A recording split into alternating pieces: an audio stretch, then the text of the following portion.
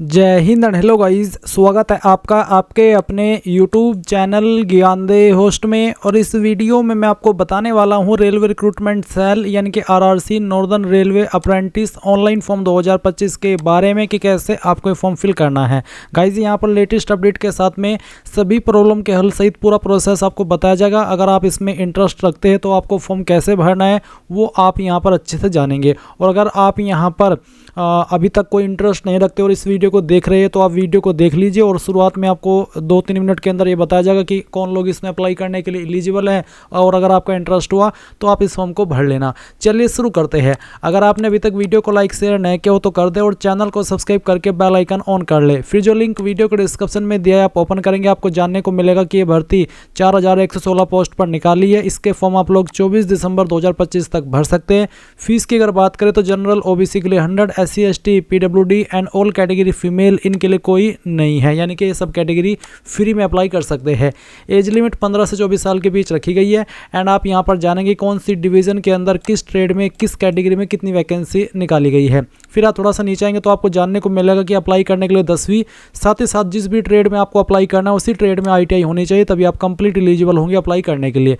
Selection इसमें सिर्फ और सिर्फ आपका मेरिट के द्वारा होगा, कोई एग्जाम नहीं होगा, कोई इंटरव्यू नहीं होगा। जो आपकी 10वीं की परसेंटेज है और ITI की परसेंटेज उनको कंबाइन करके आपकी एक मेरिट लिस्ट तैयार होगी और उसमें अगर आपका नाम आ गया तो फिर आपका सिलेक्शन पक्का है।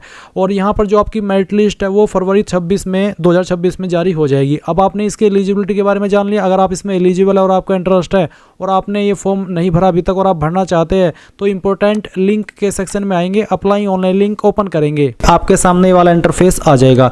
यहाँ पर आने के बाद में क्योंकि आप फ्रेशर है तो आप इसमें न्यू कैंडिडेट के लिए केयर टू रजिस्टर इसके ऊपर क्लिक करेंगे। इसके बाद में गाइज आपके सामने ये वाला इंटरफेस आएगा जहां पर सबसे पहले आपको जो आपका फर्स्ट नेम है, फर्स्ट नेम नहीं बल्कि पूरा नाम आपको यहां पर देना होगा 10th के सर्टिफिकेट के अकॉर्डिंग। फिर आपका ईमेल आईडी यहां पर डालेंगे, आपका मोबाइल नंबर आप यहां पर डालेंगे, आपका आधार नंबर आपको यहां पर देना होगा। डेट ऑफ बर्थ क्या है वो आप सिलेक्ट करेंगे, पहले डे फिर आपका मंथ और उसके बाद में जो भी ईयर है वो भी आप यहां पर सिलेक्ट कर लीजिएगा। ये सिलेक्ट करने के बाद आपको आपका जेंडर सिलेक्ट कर लेना है। कास्ट कैटेगरी क्या है, जनरल, SC ST OBC जो भी है वही आपको सिलेक्ट कर लेनी है।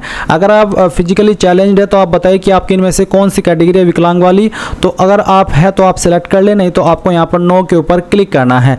अगर आप एक्स सर्विसमैन है तो आप आपकी कैटेगरी सेलेक्ट कीजिए एक्स सर्विसमैन की, नहीं तो आप नो के ऊपर क्लिक करेंगे और फिर आप रजिस्टर के ऊपर क्लिक कीजिएगा। अब आप यहाँ पर देखेंगे you are now successfully registered और आपको यहाँ पर आपकी लॉगिन डिटेल्स आपके नंबर पर मैसेज के माध्यम से या फिर ईमेल के ऊपर सेंड कर दी है। अभी आप क्या करेंगे, आपको यहाँ पर लॉगिन का जो एक ऑप्शन देखने को मिल रहा है इसके ऊपर क्लिक करना है। नाउ गाइज आपको जो यूजर आईडी मिली है ईमेल या मैसेज के माध्यम से वो आप यहाँ पर डालिए, जो पासवर्ड मिला है वो आप यहाँ पर भरिए और लॉगिन के ऊपर क्लिक कीजिए। अब गाइज लॉगिन करने के बाद में आपके सामने ये वाला इंटरफेस आएगा जहाँ पर आपकी रजिस्ट्रेशन की इन्फॉर्मेशन दी गई है। अभी आप यहाँ पर देखेंगे फिल एप्लीकेशन पेमेंट एग्जाम्प्टेड, क्योंकि यहाँ पर SC ST and all category female के लिए कोई फीस नहीं है, इसलिए यहाँ पर पेमेंट एग्जाम्प्टेड का ऑप्शन आ रहा है। अगर आप जनरल OBC और आपको यहाँ पर पेमेंट करने का ऑप्शन दिखाई दे रहा है तो आप पहले पेमेंट करेंगे। जब आपका पेमेंट अपडेट हो जाएगा, कंप्लीट हो जाएगा, तब आप यहाँ पर फिल एप्लीकेशन के ऊपर क्लिक करेंगे एंड उसके बाद में आप देखेंगे फिल अप एप्लीकेशन, इसके ऊपर क्लिक कीजिएगा। अब आप यहाँ पर देखेंगे पर्सनल डिटेल, तो आपका जो भी फादर नेम है वो आप यहाँ पर एंटर कीजिए 10th के सर्टिफिकेट के अकॉर्डिंग। नेशनलिटी में इंडियन सेलेक्ट कर लेंगे, रिलीजन आपका क्या है वो आप सेलेक्ट कर लेंगे। फिर आइडेंटिफिकेशन, आपकी बॉडी के ऊपर वो निशान जिससे आपकी बॉडी की पहचान होती है, निशान आपकी बॉडी के ऊपर कहीं पर भी हो सकता है, आप उस मार्क के बारे में लिखेंगे। अगर आपकी बॉडी के ऊपर एक से ज़्यादा मार्क है तो आप दूसरे मार्क के बारे में भी लिख दीजिएगा। फिर जो आपका एड्रेस है वो आप यहाँ पर लाइन 1, 2 और 3 यानी कि थोड़ा थोड़ा पार्ट आपके एड्रेस का तीनों लाइन के अंदर लिख देना है। उसके बाद जो भी आपकी स्टेट है वो आप सिलेक्ट कर लेंगे और फिर जो आपकी डिस्ट्रिक्ट है वो डिस्ट्रिक्ट भी आपको यहाँ पर खुद से एंटर कर देनी है। इसके बाद आपका जो पिन कोड है वो आप यहाँ पर डाल देंगे एंड नियरेस्ट रेलवे स्टेशन कौन सा है वो भी आप यहाँ पर लिखेंगे। उसके बाद आता है एप्लीकेशन डिटेल, तो यहाँ पर है ट्रेड क्वालिफिकेशन, तो आपके पास ट्रेड योग्यता कौन सी है तो जो भी है वो आपको यहाँ पर एंटर कर देनी है। जैसे कि यहाँ पर ट्रेड योग्यता पूछा तो ITI institutions affiliated and recognised by state central government authority, यानी कि आपकी ITI स्टेट या फिर सेंट्रल गवर्नमेंट या फिर अथॉरिटी के द्वारा रिकॉग्नाइज्ड होनी चाहिए। तो यहाँ पर रिकॉग्नाइज्ड बाय कौन सी स्टेट के द्वारा रिकॉग्नाइज्ड है वो आपको यहाँ पर इसमें सेलेक्ट करना होगा। इस तरह से ये सिलेक्ट करने के बाद में ट्रेड आपको बताना है कि आपका जो भी ट्रेड है, फिर कौन से क्लस्टर के लिए आप अप्लाई कर रहे हैं वो क्लस्टर आपको सेलेक्ट कर लेना है, कौन सी यूनिट के लिए आप अप्लाई कर रहे हैं वो आपको सेलेक्ट कर लेना है। आप नोटिफिकेशन एप्लीकेशन में जाकर के देख सकते हैं कि कौन सी यूनिट के अंदर किस कैटेगरी में कितनी वैकेंसी निकाली है। फिर यहाँ पर आप सेकंड यूनिट का ऑप्शन देंगे आपकी चॉइस के अकॉर्डिंग, उसके बाद में थर्ड, उसके बाद में फिर यहाँ पर फोर्थ, फिर यहाँ पर आपका फिफ्थ और फिर यहाँ से सिक्स्थ। तो आप इस तरह से चॉइसेस दे देंगे। ये देने के बाद में नीचे आता है क्वालिफिकेशन की जानकारी। तो सबसे पहले टेंथ आपने कौन से बोर्ड से की है, इनमें से जिस भी बोर्ड से की है वो आप सेलेक्ट कर ले। अगर आपका बोर्ड यहाँ पर लिस्ट में नहीं है तो अदर बोर्ड आप सिलेक्ट कर लीजिएगा। उसके बाद किस साल के अंदर आपने पास कर ली थी वो साल आप यहाँ पर सेलेक्ट करेंगे। एंड किसके अंदर नंबर है, मार्क्स, सीजीपीए या फिर ग्रेड, जिसमें भी है वो आप सेलेक्ट करेंगे। अगर मार्क्स तो बताइए कि यहाँ पर मैक्सिमम मार्क्स कितने थे और उसमें से आपको कितने नंबर आए थे वो आप यहाँ पर एंटर कर देंगे। परसेंटेज आपकी कैलकुलेट कर ली जाएगी। अब आप यहाँ पर आईटीआई की इन्फॉर्मेशन देंगे। तो आईटीआई आपने यहाँ पर कौन से इंस्टीट्यूट के द्वारा की है उसका नाम आपको यहाँ पर देना होगा। ये देने के बाद में आप यहाँ पर देखेंगे आपने किस साल के अंदर पास किया, तो वो साल आप यहाँ पर लिखेंगे। और उसके बाद गाइज आप यहाँ पर सेमेस्टर वाइज नंबर की जानकारी भरेंगे। तो जैसे कि आईटीआई सेमेस्टर फर्स्ट है तो सेमेस्टर फर्स्ट आपने किस साल के अंदर पास कर लिया था वो आप यहाँ पर लिखेंगे।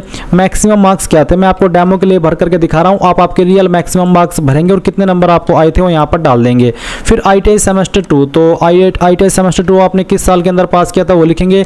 फिर यहाँ पर मैक्सिमम मार्क्स कितने नंबर आपको आए थे वो नंबर आप यहाँ पर डाल देंगे और आपकी इस तरह से परसेंटेज कैलकुलेट कर ली जाएगी।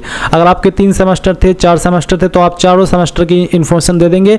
एंड देन आप सेव एप्लीकेशन के ऊपर क्लिक करेंगे। अब गाइज आप यहाँ पर देखेंगे your application has been updated. अभी आपको यहाँ पर क्लिक है टू अपलोड डॉक्यूमेंट्स, इसके ऊपर क्लिक करना है। इसके ऊपर क्लिक करने के बाद आप ये सभी डॉक्यूमेंट अपलोड करेंगे जिसमें कि फोटोग्राफ है, left thumb impression, signature, 10th का सर्टिफिकेट, 10th की मार्कशीट, आईटीआई मार्कशीट और कास्ट सर्टिफिकेट।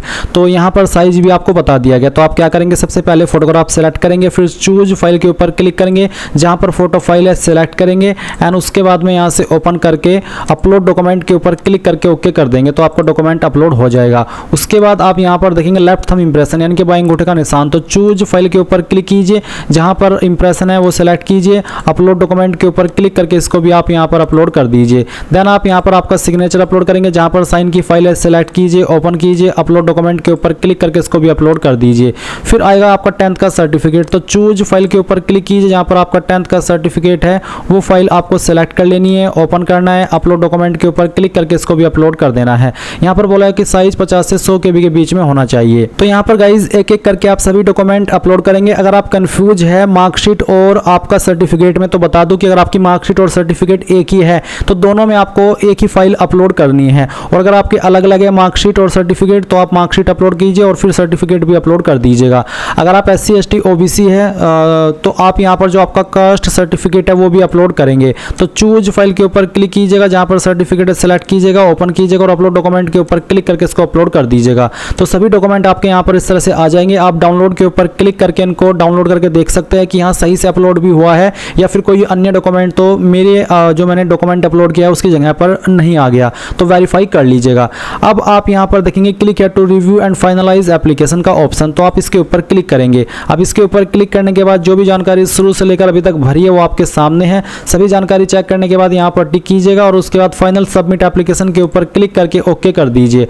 अब आप यहाँ पर देखेंगे कि आपका फॉर्म सबमिट हो चुका है। आप डाउनलोड प्रिंट एप्लीकेशन फॉर्म इसके ऊपर क्लिक करेंगे तो आपका फॉर्म का PDF ऑटोमेटिकली आपके मोबाइल या कंप्यूटर के अंदर डाउनलोड हो गया है। आप इसको प्रिंट करा करके रख लीजिएगा क्योंकि बाद में ये काम आएगा।